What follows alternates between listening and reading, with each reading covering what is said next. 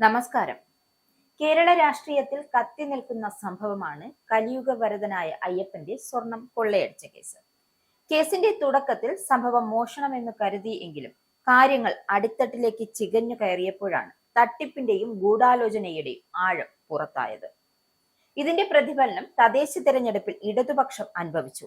ജനങ്ങളുടെ പക്കൽ നിന്നും ഇതുപോലെ ഒരു തിരിച്ചടി പിണറായി സർക്കാർ ഒരു കാലത്തും പ്രതീക്ഷിച്ചതല്ല. എന്നാൽ പ്രതീക്ഷകൾ എല്ലാം അസ്ഥാനത്താക്കിക്കൊണ്ടായിരുന്നു തിരിച്ചടിയെത്തിയത്. കേസിലെ റിമാൻഡ് റിപ്പോർട്ടിലെ വിവരങ്ങൾ ഇപ്പോൾ പുറത്തു വന്നിട്ടുണ്ട്. ഗോവർദ്ധന്റെയും പങ്കജ് ഭണ്ഡാരിയുടെയും പങ്ക് വെളിപ്പെടുത്തുന്നത് പോറ്റി എന്നായിരുന്നു പ്രത്യേക അന്വേഷണ സംഘം വ്യക്തമാക്കിയിരിക്കുന്നത്. രണ്ടുപേരിൽ നിന്നും സ്വർണം കണ്ടെത്തിയിട്ടുണ്ട്. സ്മാർട്ട് ക്രിയേഷൻസിൽ നിന്നും വേർതിരിച്ചെടുത്ത സ്വർണത്തിൽ 150 ഗ്രാം പണിക്കൂലിയായി വാങ്ങി എന്നാണ് വിവരം. ഗോവർദ്ധന്റെ കയ്യിൽ നിന്നും 470 ഗ്രാം സ്വർണം കണ്ടെത്തി. ഇവർക്ക് ദേവസ്വം ജീവനക്കാരുമായുള്ള ബന്ധം കണ്ടെത്തിയത് കസ്റ്റഡിയിലെടുത്ത് ചോദ്യം ചെയ്യാനാണ് തീരുമാനം. കാരണം കസ്റ്റഡിയിലെടുത്ത് ചോദ്യം ചെയ്യുമ്പോൾ മാത്രമേ ഇത്തരത്തിൽ എന്തൊക്കെ പ്രശ്നങ്ങൾ ഉണ്ടായിരുന്നു എന്ന കാര്യം കൃത്യമായും ഉരുത്തിരിഞ്ഞു വരികയുള്ളൂ.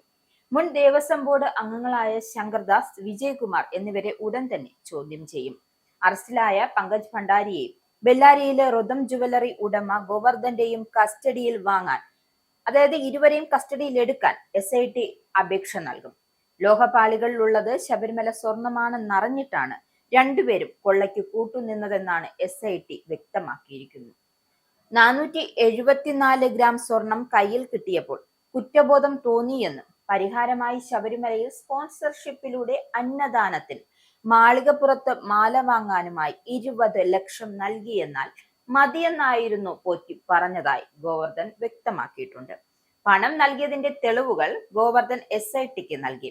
സ്വർണം സ്മാർട്ട് ക്രിയേഷനിൽ നിന്നും ഗോവർദ്ധന്റെ കൈവശമെത്തിച്ച കൽപേഷിനെ വീണ്ടും ചോദ്യം ചെയ്യും. കൊള്ളയടിച്ച സ്വർണം ആർക്ക് കൈമാറി എന്നതിൽ വ്യക്തതയുണ്ടാക്കാൻ രണ്ടുപേരെ വിശദമായി ചോദ്യം ചെയ്യുന്നതിലൂടെ കഴിയുമെന്നാണ് അന്വേഷണ സംഘം കരുതുന്നത്. കേസിൽ ഇരുവരും ജാമ്യ ഹർജിയുമായി ഹൈക്കോടതിയെ സമീപിക്കും. കേസിലെ പ്രതിയായ ഉണ്ണികൃഷ്ണൻ പോറ്റിക്ക് പലപ്പോഴായി ഒന്നും രണ്ടുമല്ല 1.5 കോടി രൂപ നൽകിയെന്നാണ് അറസ്റ്റിലായ ബെല്ലാരിയിലെ ജ്വല്ലറി ഉടമയായ ഗോവർദ്ധൻ അന്വേഷണ സംഘത്തിന് നൽകിയിരിക്കുന്ന മൊഴി. 1.5 കോടി നൽകിയതിനു ശേഷമാണ് ഈ സ്വർണം വാങ്ങിയത്. സ്വർണം നൽകിയതിന്റെ തെളിവുകളും ഗോവർദ്ധൻ SITക്ക് നൽകിയിട്ടുണ്ട്. ഗോവർദ്ധനെയും സ്മാർട്ട് ക്രിയേഷൻ CEO പങ്കജ് ഭണ്ഡാരിയെയും കസ്റ്റഡിയിൽ വാങ്ങി ചോദ്യം ചെയ്യും ഇത് അന്വേഷണ സംഘത്തിന്റെ തീരുമാനമാണ്. അതിനായുള്ള പുറപ്പാടും അന്വേഷണ സംഘം നടത്തിയിട്ടുണ്ട്.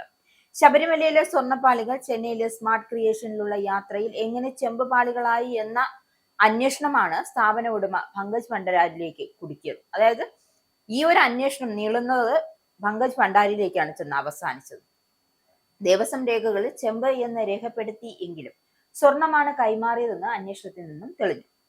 ഇവ തന്നെയാണ് സ്മാർട്ട് ക്രിയേഷൻ എത്തിയത് എന്നും, അതായത് ഈ സ്വർണം തന്നെയാണ് സ്മാർട്ട് ക്രിയേഷൻസിൽ എത്തിയത് എന്ന കാര്യം അന്വേഷണ സംഘം സ്ഥിരീകരിച്ചിട്ടുണ്ട്. ഉണ്ണികൃഷ്ണൻ പോറ്റി മാത്രം പിടിയിലായ ആദ്യഘട്ടത്തിൽ ഉണ്ണികൃഷ്ണൻ പോറ്റി മാത്രമായിരുന്നു ഈ കേസിൽ പിടിയിലായിരുന്നത്. അപ്പോൾ അന്വേഷണത്തെ സഹായിക്കാൻ എന്ന പേരിൽ സഹകരിച്ച സ്മാർട്ട് ക്രിയേഷന്റെ ലക്ഷ്യം വേറെ ഒന്നും ആയിരുന്നില്ല. അതായത് വഴിതെറ്റിക്കൽ മാത്രമായിരുന്നു. ഈ അന്വേഷണത്തെ എങ്ങനെ വഴിതെറ്റിക്കാം എന്ന ഒരു ചിന്ത മാത്രമായിരുന്നു ഈ സ്മാർട്ട് ക്രിയേഷൻ.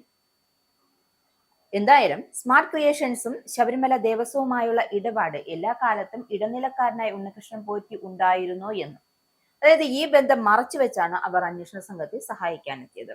സ്വർണം പൂശുന്നതിന് സ്മാർട്ട് ക്രിയേഷന് വൈദഗ്ധ്യമില്ല എന്നും തിരുവാഭരണം കമ്മീഷണർ 2025 ജൂലൈ 30 എക്സിക്യൂട്ടീവ് ഓഫീസർക്ക് ഇമെയിൽ ചെയ്തിരുന്നു. ദേവസ്വം ആസ്ഥാനത്ത് വെച്ച് സ്വർണം പൂശണമെന്ന് നിർദ്ദേശിച്ചു. എന്നാൽ ഉണ്ണികൃഷ്ണൻ പോറ്റി ദേവസ്വം അധികൃതരുമായി ബന്ധപ്പെട്ടതിന് പിന്നാലെ സ്മാർട്ട് ക്രിയേഷൻസ് തന്നെ വീണ്ടും എത്തി. ശബരിമലയിലെ സ്വർണം എന്ന നിലയിൽ ഇതിനുള്ള മൂല്യമാണ് കൊള്ളയടിക്ക് ഇവരെ പ്രേരിപ്പിച്ചത്. എന്തായാലും ഗോവർദ്ധനും പങ്കജ് ഭണ്ഡാരിയും തമ്മിൽ ബന്ധമുണ്ടെന്ന കണ്ടെത്തലാണ് നിർണായകമായത്. ഇനിയും വരും ദിവസങ്ങൾ വമ്പൻ സ്രാവുകൾ കുടുങ്ങുമെന്ന കാര്യത്തിൽ യാതൊരുവിധ സംശയവുമില്ല. ഇനി എത്രയൊക്കെ മന്ത്രിമാർ കുടുങ്ങുമെന്ന് അത് പോറ്റിയുടെ നാവിൻ തുമ്പിലാണ് അക്കാര്യം ഇരിക്കുന്നത്. അപ്പോ അതൊക്കെ എന്താണെന്ന് നമുക്ക് കാത്തിരുന്നു തന്നെ കാണാം.